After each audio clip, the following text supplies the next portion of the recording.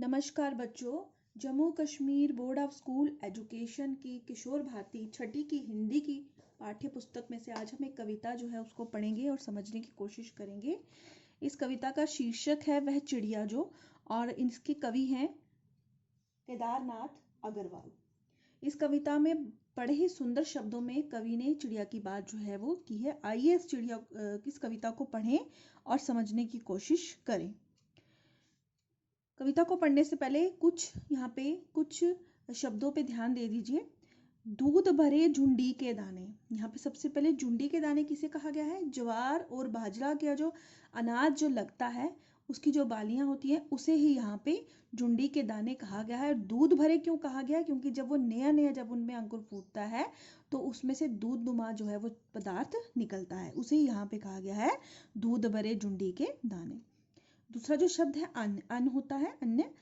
अन्न किसको बोलते हैं? अनाज को, जो हम अनाज खाते हैं, ज्वार बाजरा चावल ये सभी क्या हैं? अनाज हैं। बूढ़े वन बाबा, यहाँ वन जंगल, तो वन बाबा बूढ़े, बूढ़े क्यों कहा गया है जंगल को? क्योंकि जंगल बहुत ही पुराना है। छोटी मुंह बोली, मुंह बोली यहाँ पे जो शब्द है किसके लिए आया है? कि वो जो चिड़िया है वो मुंह बोली है, जो उसके मन में आता है वो गीत रूप में कह देती है। विजन हो गया जंगल। एक और शब्द है जिसे हमें कविता पढ़ने से पहले ध्यान देना है, वो है गर्बीली। गर्बीली मतलब जिसे अपने पर गर्व हो। केदारनाथ अग्रवाल इसके कवि हैं। आइए सुंदर सी ये कविता को पढ़ें और समझने की कोशिश करें। वह चिड़िया जो चोंच मार कर दूध भरे झुंडी के दाने रुचि से रस से खा लेती है, वह छोटी संतोषी चिड़िया, नीले पंखों वाली मैं हूं, मुझे अन्न से बहुत प्यार है। जो इसका पहला पैरा है उसमें कवि कहते हैं, कवि क्या कह रहे हैं कि वह जो चिड़िया है वो बड़े चाव और आनंद से अपनी चोंच से दूध से भरे ज्वार और बाजरा की बालियों से दूध अर्थात जो वो रस निकल रहा है, दूध नुमा रस जो निकल रहा है उसे खा लेती है। वह संतोषी वो चिड़िया जो है छोटी सी है और वह इसी में संतोष कर लेती है। संतोष यानी सेटिस्फाइड हो जाती है, वो थोड़ा सा रस लेके ही उसी में खुश हो जाती है। नीले पंखों वाली, वो चिड़िया क्या कह रही है अपने बारे में कि मैं नीले पंखों वाली हूँ, मेरे पंख जो है उनका रंग नीला है और मुझे अन्न से, अन्न यानी अनाज से, मुझे अनाज से बहुत प्यार है। वह चिड़िया जो कंठ खोल कर बूढ़े वन बाबा की खातिर रस उड़ेल कर गा लेती है, वह छोटी मुंह बोली चिड़िया, नीले पंखों वाली मैं हूं, मुझे विजन से बहुत प्यार है। फिर से वह चिड़िया जो, चिड़िया क्या कह रही है? कवि चिड़िया के रूप में कवि ने चिड़िया के शब्दों को यहाँ पे प्रकट किया है और वो क्या कह रहा है? कवि कहते हैं कि वह चिड़िया जो है कंठ यानी गला, वह अपने गले से बड़ा ही मीठा सुरीला उस वन के लिए, उस बूढ़े जंगल के लिए, बूढ़े वन बाबा की खातिर उस जंगल के लिए क्या करती है? रस उड़ेल कर गा देती है। गाती तो है लेकिन कैसा? रस उड़ेल। यहाँ पर रस यानी कि बहुत ही मीठा जो है वो चिड़िया उस अपने जंगल के लिए गाती है।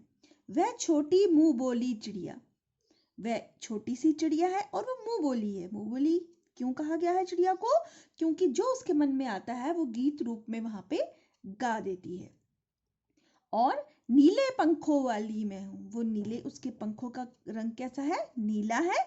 और मुझे विजन, क्या कहती है? मुझे विजन से बहुत प्यार है, मुझे अपने जंगल से बहुत ही प्यार है।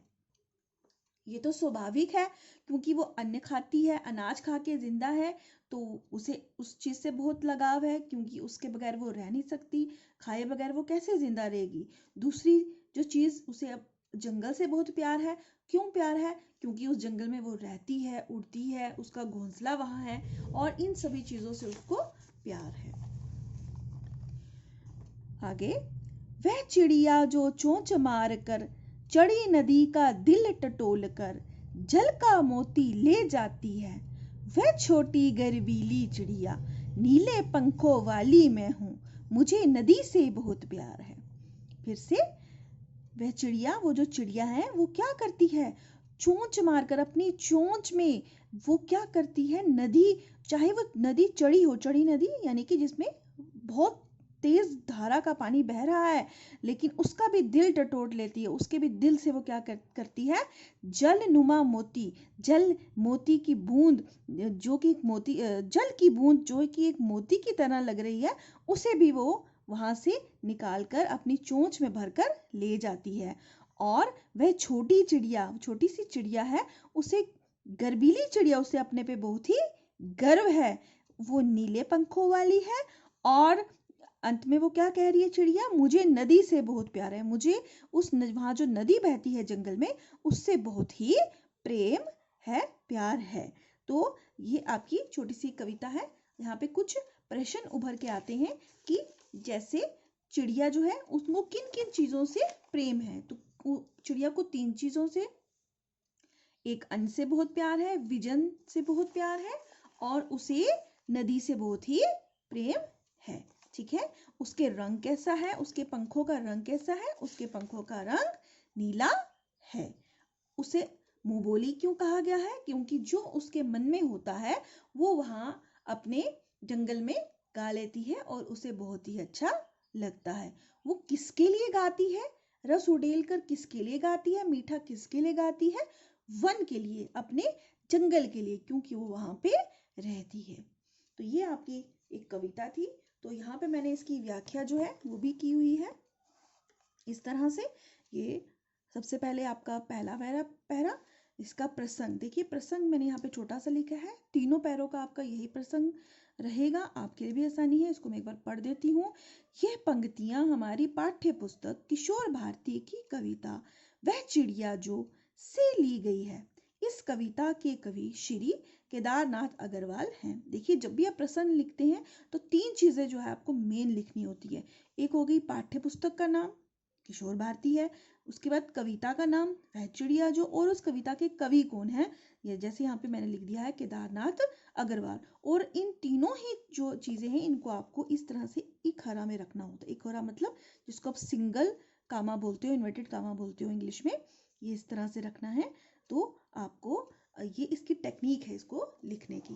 इसी तरह से ये आपके पहले पैरे की व्याख्या है। आप यहाँ से स्क्रीनशॉट भी ले सकते हो और अपनी कॉपी पे उतार सकते हो। इसी तरह से ये दूसरे पैरा, आप इसकी भी स्क्रीनशॉट ले सकते हो और अपनी कॉपी पे उतार सकते हो। ये आपका तीसरा पैरा, इसकी भी आप स्क्रीनशॉट ले सकते हो और अपनी कॉपी पे उतार सकते हो। धन्यवाद।